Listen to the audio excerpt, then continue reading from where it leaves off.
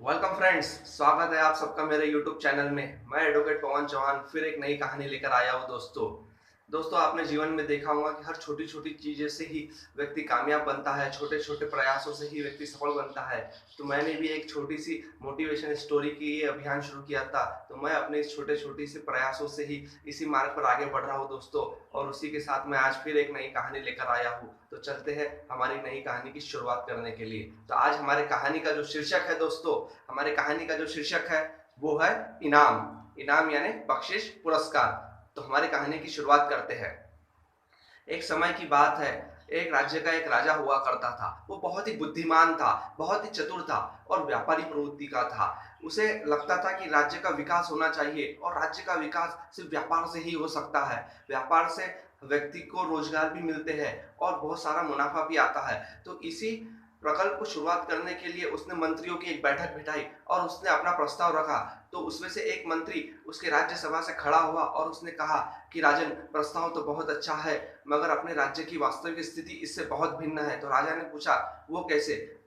तो मंत्री ने कहा, राजन, हमारे राज्य में काम करने वालों की इच्छा रखने वाले व्यक्तियों की कमी बहुत ज्यादा है और आलसी व्यक्तियों की ही कमी बिल्कुल भी नहीं है। यहाँ आलसी व्यक्ति बहुत ज्यादा है, बहुत ही ज्यादा तौर पर है। तो राजा ने सोचा, अगर ऐसी स्थिति है तो राज्य का विकास कैसे होगा?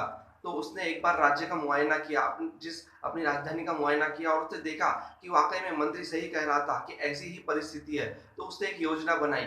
उसने अपने राज्य में फिर से राज दरबार भराया और मंत्रियों को कहा कि हमारे राज्य का जो सबसे प्रमुख रास्ता है, जहां से सैकड़ों लोग आते जाते हैं, उस रास्ते के बीच में एक बड़ा सा पत्थर रख दीजिए और उस पत्थर के नीचे एक छोटी सी पोटली रख दीजिए और उस पोटली में एक स्वर्ण मुद्रा रख दीजिए और उस कागज पर एक चीज लिखने के लिए कही दोस्तों।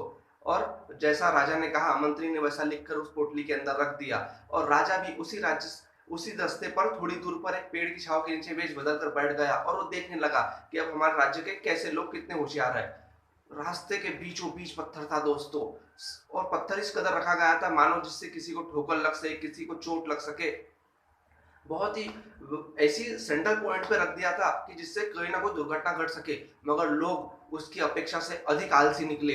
लोग उस रास्ते से यहाँ, पत्थर से यहाँ चले जाते, तो कोई इधर से चले जाते, तो कोई पत्थर के ऊपर से कूदी मार कर जाते। मगर किसी ने भी उस पत्थर को उठाकर रास्ते के किनारे रखने की थोड़ी सी भी अकल नहीं दिखाई। लोगों को लगता कि भाई कौन करेगा इतनी मेहनत, ये हमारा काम थोड़ी है। सुबह से शाम हो गई और राजा को लगा कि भाई कितने आलसी लोग हैं मेरे राज्य में, अगर ऐसे लोग हैं तो बस कल्याण हो ही गया अपने इस राज्य का। और वो थक हार कर निराश हो गया। अंत में जब उसने सोचा कि चलो अब मैं राजमहल निकल जाता हूँ, तो उसी समय संध्या का समय हो चुका था और एक गरीब व्यक्ति उस ओर से आ रहा था। तो वो गरीब व्यक्ति आया और पत्थर के पास रुक गया और राजा की नजर उस पर गिरी। राजा को एक आशा की किरण जागी, चलो कोई तो मिला आज पूरे दिन भर में। और वो व्यक्ति वही था। उसने सोचा कि किसने रख दिया ये पत्थर, किसी को चोट लग गई तो। उसने आस पास में पूछा पर किसी ने उसे उत्तर नहीं दिया। फिर उस गरीब ने सोचा, चलो मैं ही इसे उठाता हूँ और रास्ते के किनारे रख देता हूँ। और उस गरीब ने उस पत्थर को उठाया और रास्ते के किनारे रख दिया। जैसे ही पत्थर उठाया उसे एक पोटली मिली। उसने उस पोटली को उठाया और उस पोटली को जब खोला तो उस पर एक चिट्ठी लिखी थी। चिट्ठी में लिखा हुआ था कि जो ये पत्थर रास्ते के किनारे रखेगा उसे एक स्वर्ण मुद्रा का इनाम दिया जाएगा जो इस पोटली में है। और उस पोटली के अंदर एक सोने का सिक्का था दोस्तों। और उसे उसके मेहनत का पारितोषिक मिला। और दूसरे दिन राजा ने उस गरीब व्यक्ति को राज दरबार में बुलाया और समस्त प्रजा के समय उदाहरण रखा कि देखिए हमारे राज्य के सबसे मेहनती व्यक्ति ये है और अकलमंद भी यही है। और सभी लोगों को अपनी गलतियों का एहसास हुआ जो उस दिन उस रास्ते से गए थे कि हमने थोड़ी सी भी मेहनत नहीं की। और उन्हें एहसास हुआ कि हम बहुत ज्यादा आलसी है। और उस गरीब से उन्होंने सीख ली कि मेहनत करने पर ही व्यक्ति को सफलता मिलती है। और दोस्तों, हमारी कहानी का मोरल ऑफ द स्टोरी यही है कि जो मेहनत करता है वही सफल होता है, जो कड़ी मेहनत करता है वो यश प्राप्त करता है। इसलिए हमें भी कड़ी से कड़ी मेहनत करनी चाहिए और अपने जीवन को आगे बढ़ाना चाहिए दोस्तों। इसी के साथ मैं आज अपनी कहानी को विराम देता हूँ। मिलते हैं अगले मोटिवेशन स्टोरी में। आशा करता हूँ आप सभी लोग स्वस्थ होंगे और अच्छे होंगे। Stay home, stay safe. और आप लोगों को मेरी कहानी अच्छी लगे तो इसे लाइक करें, शेयर करें, सब्सक्राइब करिए दोस्तों। और सब्सक्राइब नहीं किया तो फिर क्या किया। जय हिंद, जय भारत, धन्यवाद।